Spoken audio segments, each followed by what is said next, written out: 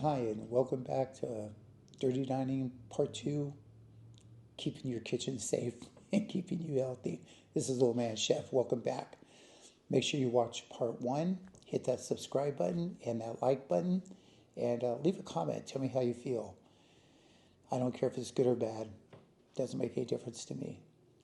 So, in kitchen scenarios, it is very common that um, that a lot of people are not that healthy. They don't think about it, they don't hear that, or they don't care.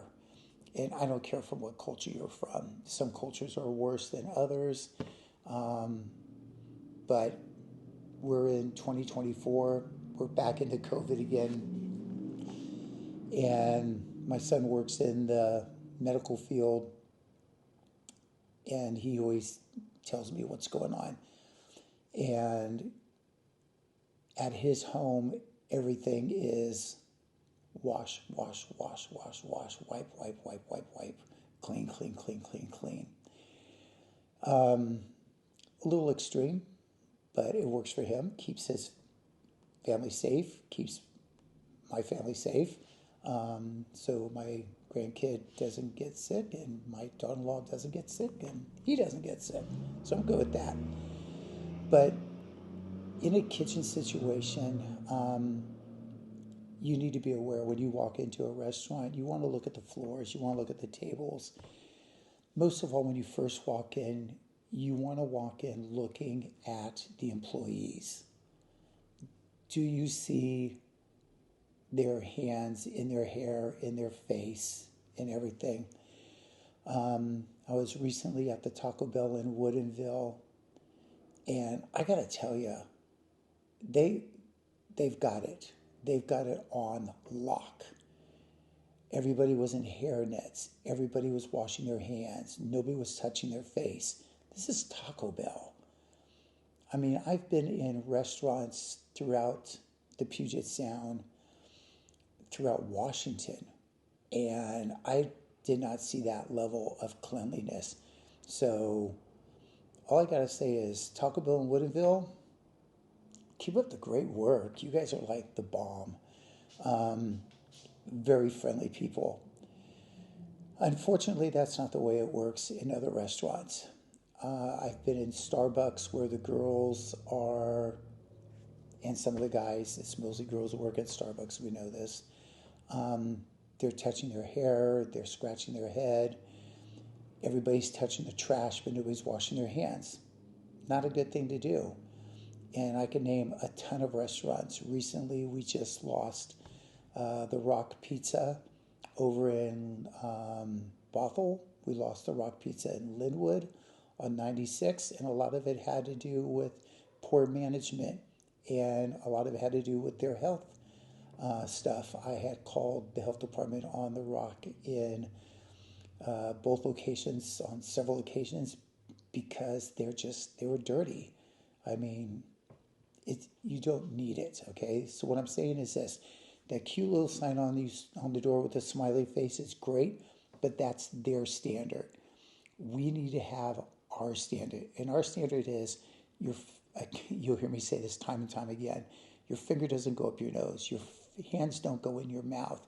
You don't scratch your head because I don't know if you have dandruff or lice, and you definitely don't do it over food. Okay, and the ear pods, like you see here, I have one right here.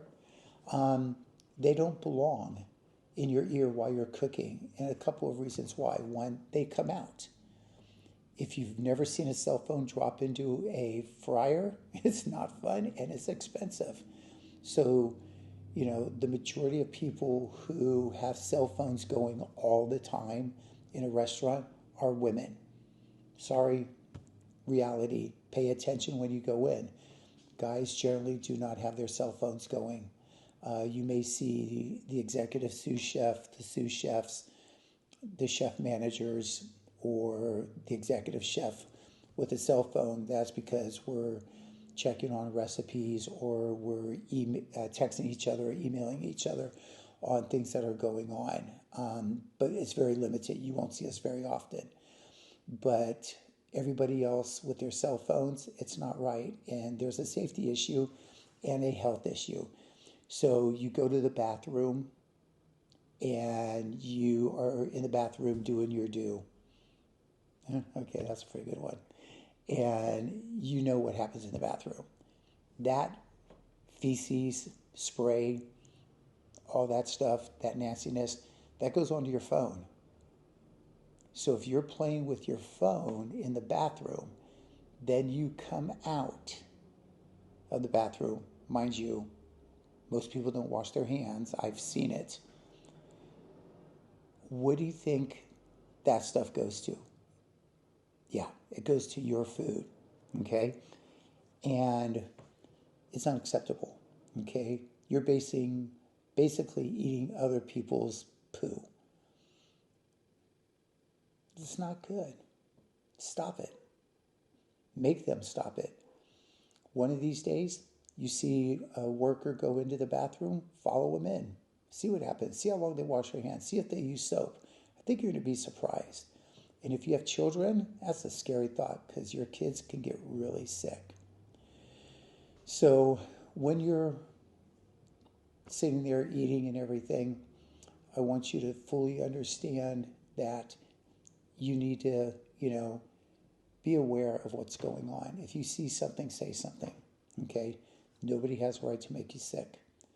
Nobody has the right to make your children sick or your family members sick. So please be aware of it. It's a critical factor nowadays. We all have got to take care of it.